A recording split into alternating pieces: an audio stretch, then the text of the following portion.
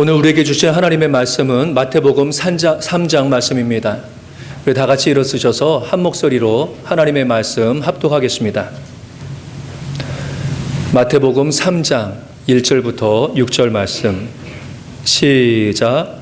그때에 세례 요한이 이르러 유대 광야에서 전파하여 말하되 회개하라 천국이 가까이 왔느니라 하였으니 그는 선지자 이사야를 통하여 말씀하신 자라 일렀으되 광야에 외치는 자의 소리가 있어 이르되 너희는 주의 길을 준비하라 그가 오실 길을 곧게 하라 하였느니라. 이 요한은 낙타털 옷을 입고 허리에 가죽띠를 띠고 음식은 메뚜기와 석청이었더라. 이때에 예루살렘과 온 유대와 요단강 사방에서 다 그에게 나와 자기들의 죄를 자복하고 요단강에서 그에게 세례를 받더니. 아멘. 살아계신 하나님의 말씀입니다. 아멘. 우리 자리에 앉으시겠습니다. 오늘 말씀은 광야에서 천국을 외쳐라 라고 하는 제목을 가지고서 말씀을 증거하겠습니다. 성탄 절기가 되면 예수님과 더불어서 같이 소개되어지는 인물이 있습니다. 세례 요한입니다. 세례 요한, 세례 요한의 원래 이름은 요한이에요. 그냥 요한인데 오늘날도 요한이라고 하는 이름이 되게 많지요. 그것처럼 예수님 당시에도 요한이라고 하는 사람들이 참 많았어요. 그렇기 때문에 특별히 예수님 전에 세례를 주면서 예수님의 길을 예비했던 그 요한을 구별하기 위해서 세례 요한이다 이렇게 부르게 되어집니다. 누가복음에 보게 되면 요한은 예수님의 사촌으로 예수님보다 몇 개월 전에 태어납니다. 그리고 성인이 된 다음에 예수님께서 사람들에게 나타나셔서 사역을 하시기 전에 먼저 세례 요한이 먼저 등장을 하게 되어져요. 그래서 오늘 말씀을 보게 되면 세례 요한이 예수님보다 먼저 사람들에게 나타나서 행했었던 그 요한의 사역은 무엇인가 이것을 소개하고 있습니다. 세례 요한은 참 행색이 이상했어요. 이상한 행색을 하고서 유대 광야에 나타납니다. 약대 옷을 입었고요. 또 먹는 것도 메뚜기와 또한 야생 꿀을 먹으면서 유대 광야에서 살았습니다. 그리고 사람들에게 이야기하는 것이 회개하라 천국이 가까이 왔느니라 이것을 선포하면서 그가 광야에서 생활을 했습니다. 그런데 성경은 그 세례 요한의 모습이 이상한 모습이 아니라 구약에 있는 이사야 선지자의 예언이 성취된 것이다 이렇게 말하고 있습니다. 그래서 광야에 외치는 자의 소리가 있어 이르되 너희는 주의 길을 준비하라 그가 오실 길을 곧게 하라. 이것이 이사야 말씀에 있는데 바로 이 말씀이 세례 요한을 통하여서 지금 성취되고 있다라고 하는 것. 광야에서 외치는 자가 누구냐? 바로 세례 요한이다라고 하는 것을 성경은 말하고 있습니다. 사실 이사야 선지자가 이 말씀을 예언했을 때에 이스라엘 백성들은 어떠한 상태였냐라고 하면요, 바로 하나님 앞에 죄를 지어서 나라가 망하게 되고 바벨론의 포로로 잡혀가게 될 그러한 상황에 있었습니다. 그런데 이사야는 이스라엘 백성들이 포로 생활, 바벨론의 포로로 잡혀갈 것이다 라고 하는 것만을 예언하지 않고 그 이후에 다시 바벨론 포로에서 돌아와서 예루살렘에서 다시 하나님의 나라가 세워질 것이다 라고 하는 것을 예언을 하게 되어집니다. 그럴 때 광야에서 여호와의 길을 예비하고 하나님의 대로를 평탄하게 해야 된다 이렇게 외치는 자가 있을 것이다 이렇게 이사야는 예언을 하게 되었던 거죠. 이스라엘 백성들이 죄를 지었잖아요. 그래서 하나님의 진노 가운데서 망해서 바벨론의 포로로 잡혀가게 되잖아요. 그래서 그들이 예루살렘을 떠나게 되어집니다. 그런데 이스라엘 백성들만 떠나게 되어지는 것이 아니라 그 전에 이미 예루살렘에 누가 떠나가시느냐라고 하면 하나님이 떠나가게 되어져요. 이스라엘 백성들이 하나님의 말씀대로 살아가지 않았을 때에 그 전에 바로 하나님께서 예루살렘을 떠나가게 되시고 그렇게 되니까 이스라엘 백성들이 망하고 바벨론의 포로로 잡혀가게 되어지는 것입니다. 예루살렘의 하나님의 통치가 멈춰지게 된 것이죠. 그런데 이제 바벨론 포로 생활을 마치고서 이스라엘 백성들이 예루살렘으로 귀환할 때에 다시 돌아올 때에 그때 또 누구도 오시느냐? 하나님. 그러니까 하나님 여호와도 지금 다시 돌아오시기를 원하시는데 바로 너희들이 그 하나님의 길을 예비하라 이렇게 외치는 그런 소리가 있을 것이다 라고 하는 것을 이사야는 이야기를 하고 있는 것이죠. 근데 오늘 읽으신 마태복음 3장에 보게 되어지면 바로 이 소리가 누구를 통해서 나타나게 되느냐? 세례 요한. 이제 하나님이신 예수 그리스도께서 이 땅에 임재하시게 되어지는데 그 예수 그리스도의 임재를 예비하기 위해서 바로 이 세례 요한이 그 길을 예비하게 될 것이다라고 하는 것을 이야기를 하고 있습니다. 그래서 우리가 대림절 이 기간을 지내면서요, 우리가 그리스도의 임재를 준비하는 그러한 세례 요한을 보면서 우리는 어떠한 준비를 가지고서 예수님을 맞을 것인가? 내가 지금 어느 신앙의 그러한 자세를 가지고서 우리 주님의 그러한 성탄을 지내야 되는가라고 하는 것을 말씀을 드리도록 하겠습니다.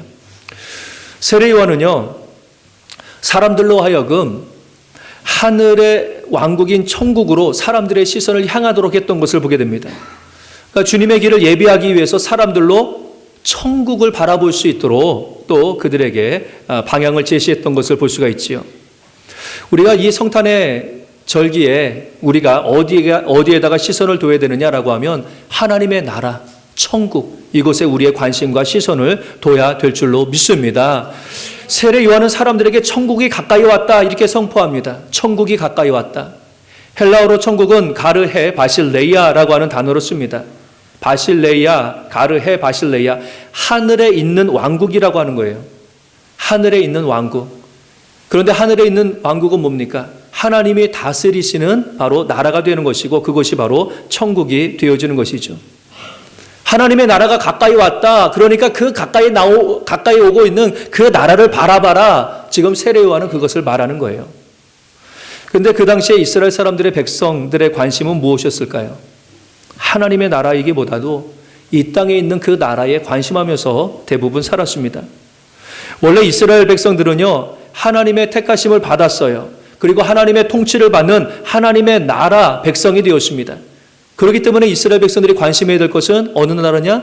하나님의 나라가 되어야 되는 거예요. 그런데 대부분 이스라엘 사람들은 하나님의 나라에 관심하기보다는 이 땅의 나라에 관심하는 삶을 살았습니다. 이스라엘을 다스리고 있는 그러한 로마와 로마 황제, 그리고 이 땅에서 어떻게 살아야 되는가, 바로 그 나라에 대해서 관심하면서 살았죠. 그 사두개인이라고 하는 사람들이 있잖아요. 이 종교 지도자들, 또 세리와 같은 그러한 사람들, 이 사람들은요, 지금 로마가 다스리고 있는데 로마 사람들과 잘 협력해서 이 땅에서 어떻게 좀 잘 살아볼까 이러면서 살아갔던 그러한 부류 중에 한 사람들입니다. 그리고 열심당원이라고 하는 사람들이 있었어요. 그 사람들은 도리어 로마 통치에 저항을 하게 되어집니다. 그러면서 이 땅에 유다 왕국을 다시 한번 세워야지 이러면서 투쟁했던 그런 사람들이에요. 어떻게 됐든지 간에 그들의 관심은 무엇이냐? 이 땅에서 어떻게 잘 살아야 되는가? 이것에 대해서 관심했지 하나님의 나라가 세워지는 것에 대하여서는 별로 관심을 하지 않았어요. 그러니까 사람들의 대부분의 관심은 하나님의 나라가 아니라 이 땅에 있는 나라, 내가 어떠한 나라를 세울까라고 하는 그런 관심 가운데서 사람들이 살았습니다.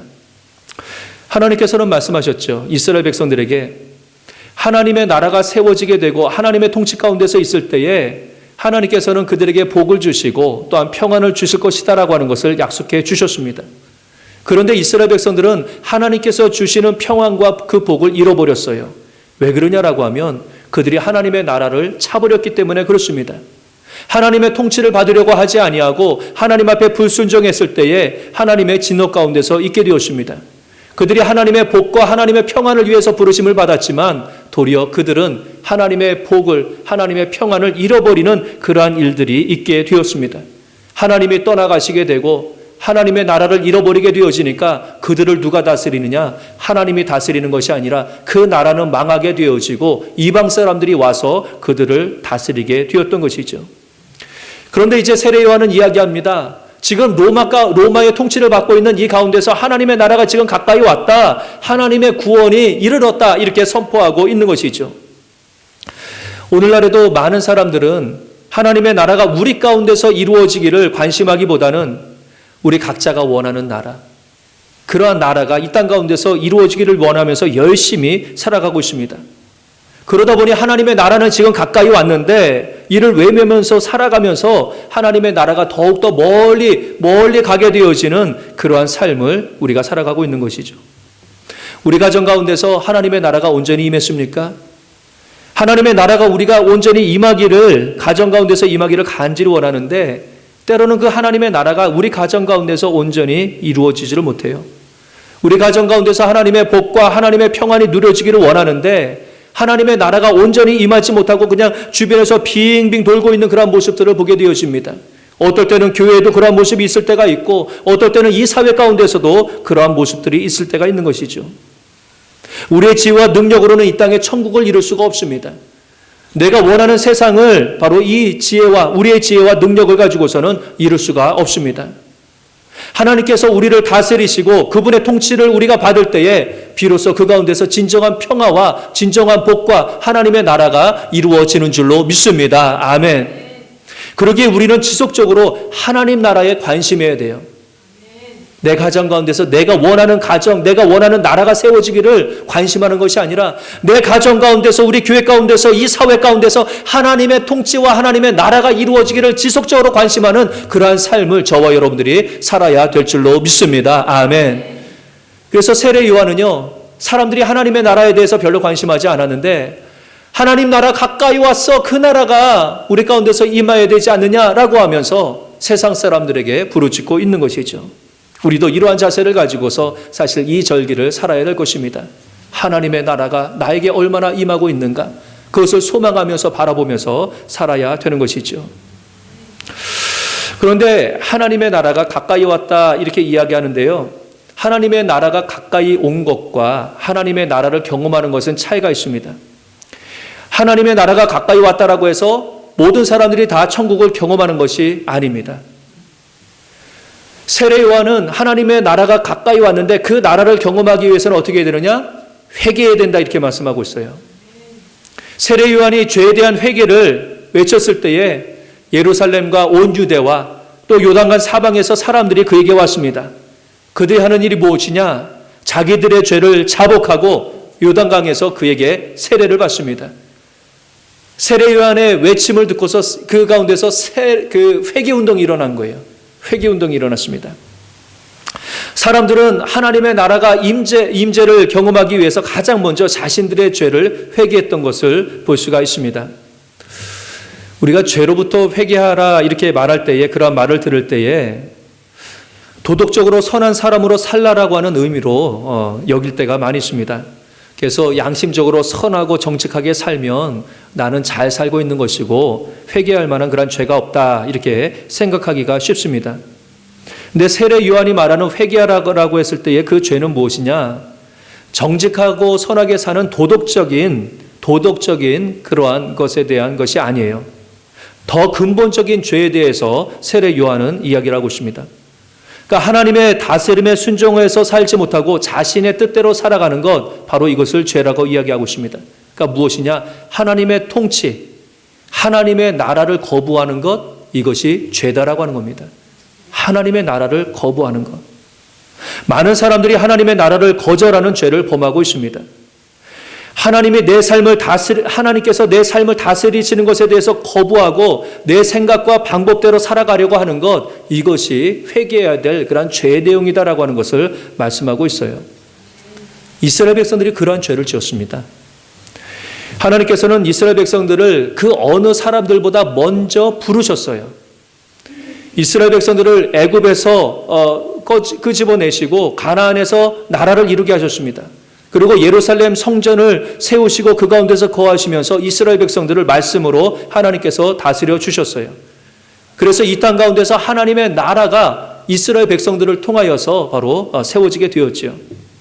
그런데 이스라엘 백성들은 나중에 하나님의 나라를 잃어버리게 되어집니다. 하나님의 말씀대로 살지 않았어요. 자신들이 원하는 나라를 세우기 위해서 인간의 왕을 세워달라 이렇게 이야기했고요. 나중에는 우상과 세상의 물질의 지배를 받으면서 살아갔습니다. 그럴 때에 하나님께서는 이스라엘을 떠나게 되었고 결국 세상 사람들의 식민지가 되었던 것이죠. 유다 왕국은 바벨론 나라에서 멸망당할 때에 하나님의 통치를 받는 하나님의 백성이 아니라 바벨론의 지배를 받는 그러한 식민지로 전락하게 되었던 것이죠.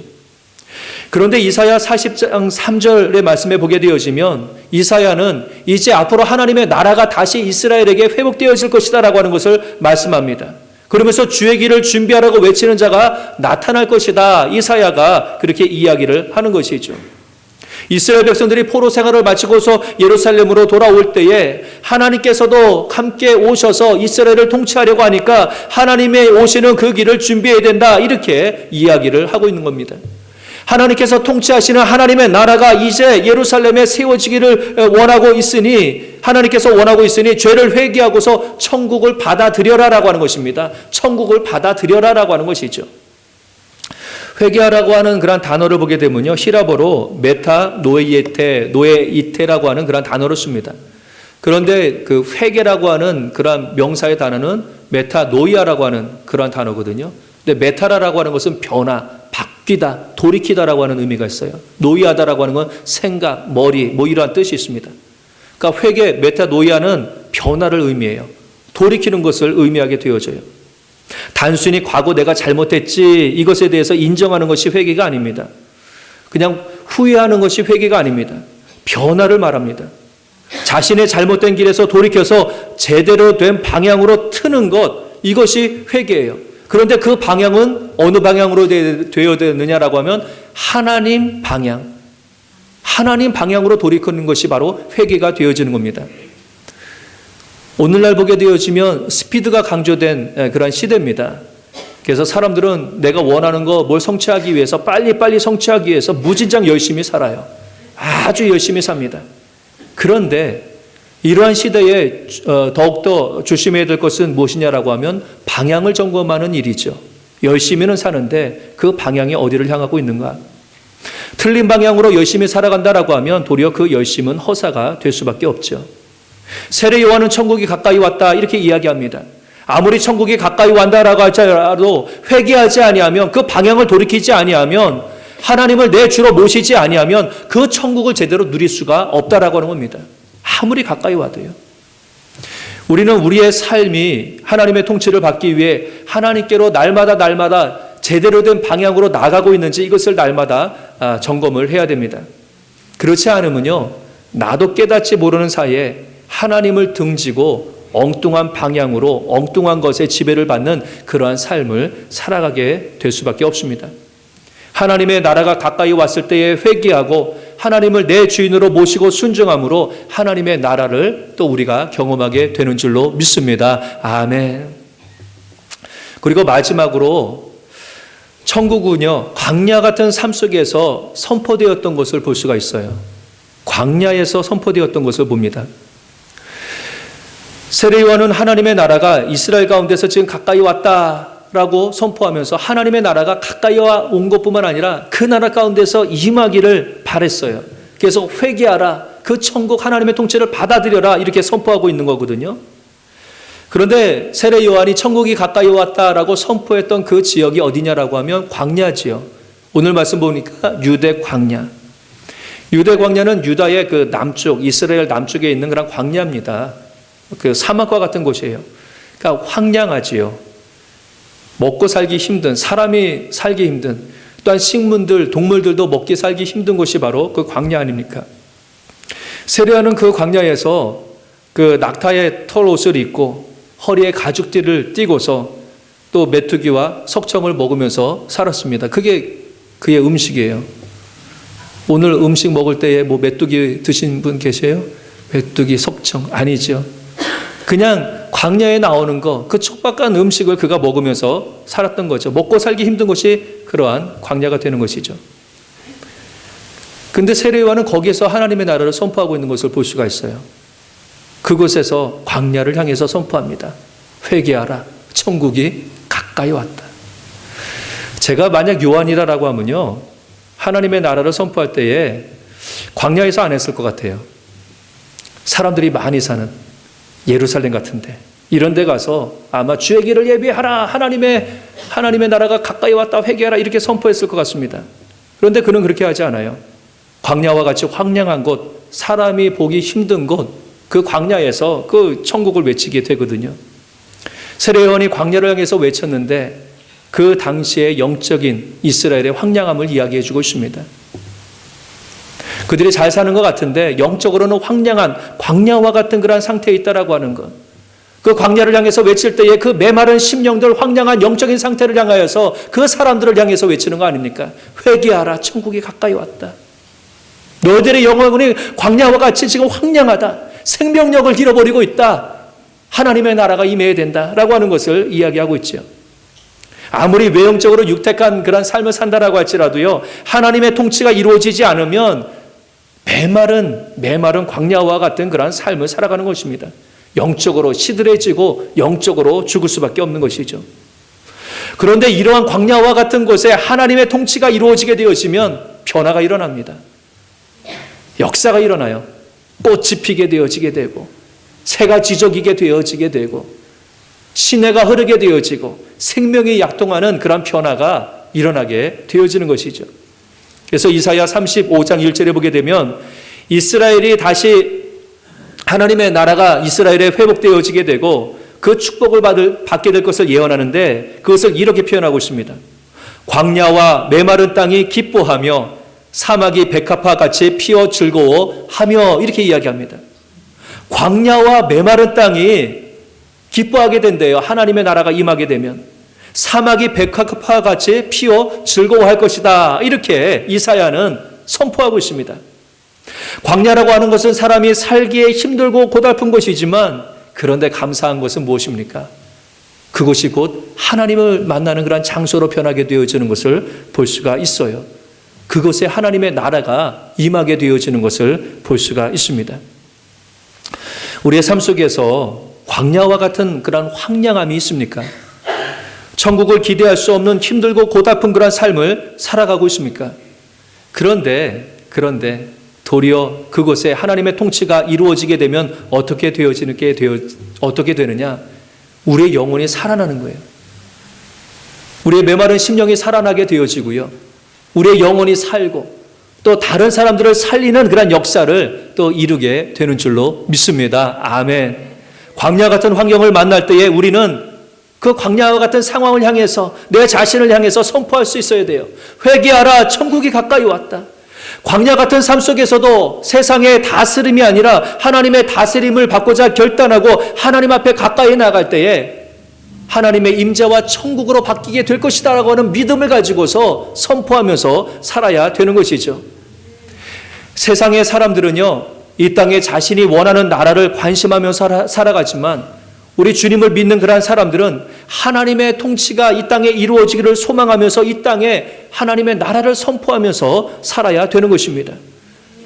우리 가정 가운데, 이 사회 가운데서 하나님의 나라가 이루어지기를 위해서 우리가 먼저 회개하고 말씀에 순종하는 그러한 삶을 살아가며 또 이 세상을 향하여서 하나님의 나라를 선포하는 그러한 삶을 살아야 될 줄로 믿습니다. 아멘. 말씀을 정리합니다. 하나님이 이 천지 만물을 만드시면서 원하셨던 것은 무엇입니까? 이 세상에, 이 땅에 하나님의 나라가 이루어지기를 소망하면서 이 세상을 만드셨어요. 사람들이 하나님의 다스림을 받으며 하나님께서 주시는 복과 평화를 누리면서 살아가기를 원하셔서 이 세상을 만드셨거든요. 그런데 오늘날 사람들은 하나님의 다스림보다는 다른 것의 지배를 받으면서 살아가고 있습니다. 돈의 지배를 받고 내 욕심의 지배를 받고 세상 권력의 지배를 받으면서 하나님의 나라는 잃어버리고 살아가는 그런 모습이 되었습니다. 하나님의 나라가 가까워지는 그러한 시대가 아니라 하나님의 나라가 점점 멀어져가는 그러한 시대가 되어지는 것을 봅니다. 하나님의 다스림을 떠난 가정, 교회, 사회, 이러한 사회는 진정한 하늘의 복과 평화를 누릴 수가 없습니다. 이 성탄의 계절에 이 땅에 하나님의 나라가 임하기를 우리가 소망해야 되는데, 그러기 위해서는 우리가 먼저 회개하고 하나님의 다스림을 받을 것을 선포하면서 또 우리가 살아야 되는 것이죠. 내가 주인 되었던 그러한 삶, 무엇이 있었을까? 이것을 하나씩 살펴보면서 회개하고 내가 하나님의 통치를 받기를 원합니다. 결단하고 선포하면서 살아갈 때에 하나님의 나라가 우리의 삶 가운데, 우리 가정 가운데서 임하고 또 주님과 동행하는 복의 삶, 평화의 삶을 누리게 되는 줄로 믿습니다. 아멘. 특별히 광야와 같은 삶의 고단함과 또 고통 가운데서 있을 때에 하나님의 통치를 더욱더 간구하시기를 바랍니다. 하나님의 나라가 우리에게 임하기를 소망하면서 더욱더 살아갈 수 있기를 원합니다. 그래서 간절히 원하기는요, 하나님의 나라가 가까이 왔다라고 하는 그것으로 끝나서는 안 됩니다.